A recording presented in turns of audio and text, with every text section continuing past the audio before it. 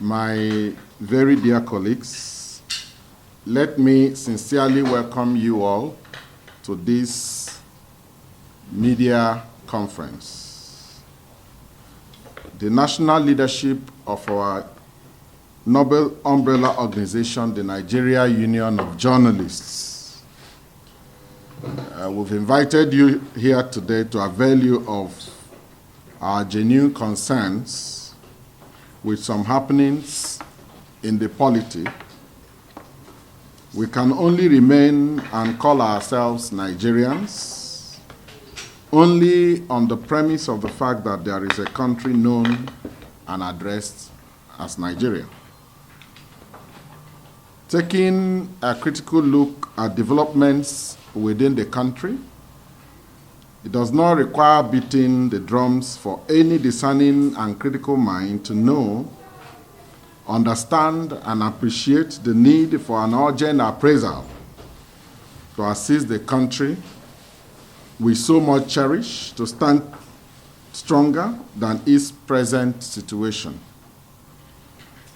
The Nigeria Union of Journalists, as a critical stakeholder in the Nigerian project, feels seriously concerned of the need for the government to quickly move more than ever before in addressing some critical areas of governance, such as the rampaging insecurity, education, healthcare delivery, spiraling inflation, scarcity of petroleum products, power, maintenance of law and order, the ongoing electioneering,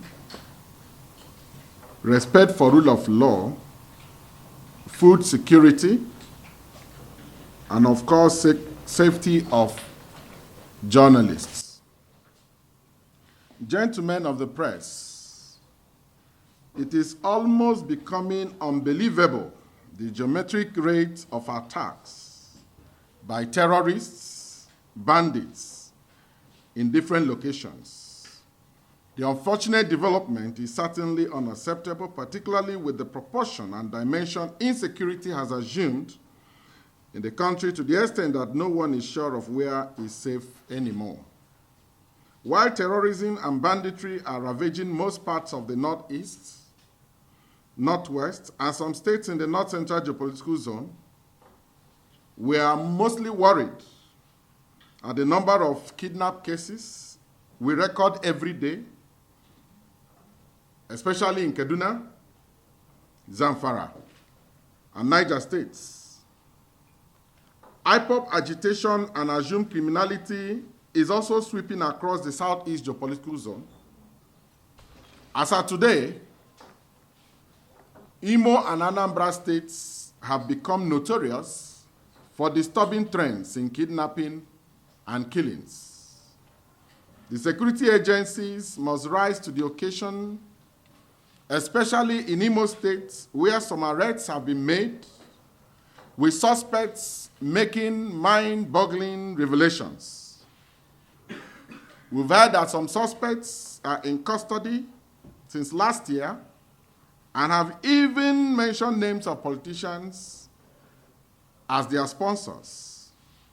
We should not ignore such revelations, and we believe all those fingered in this must be brought to book. We are hopeful that the Inspector General of Police would address these issues as a matter of utmost national importance. As for Anambra State, efforts must be intensified in arresting the rising crime wave in the state. Quite recently, we heard about how a member of the State House of Assembly was kidnapped and beheaded. Another former member of the House of Assembly was also kidnapped and killed. These are indeed very ugly stories.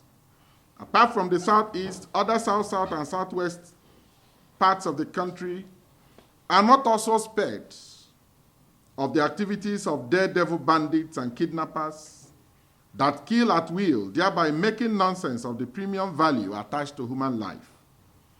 This cannot continue and must not be allowed to continue. Just last Tuesday night, the audacity of these criminal gangs was expressed in a daring raid on the Kuje Maximum Security Prison in Abuja.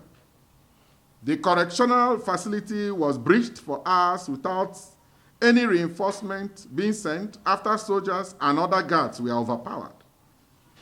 According to the correctional service officials, over 600 inmates escaped, including all the Boko Haram members in detention. Before then, a presidential convoy conveying an advance party of officials for the Salah visit of Mr. President Muhammad Buhari to Daura, was attacked, and it took the presidential guards much effort to repel the attackers. This is the frightening dimension of security challenges in the country today. Thanks for checking out SYMFONI on YouTube. Please be sure to subscribe and like our videos for updates.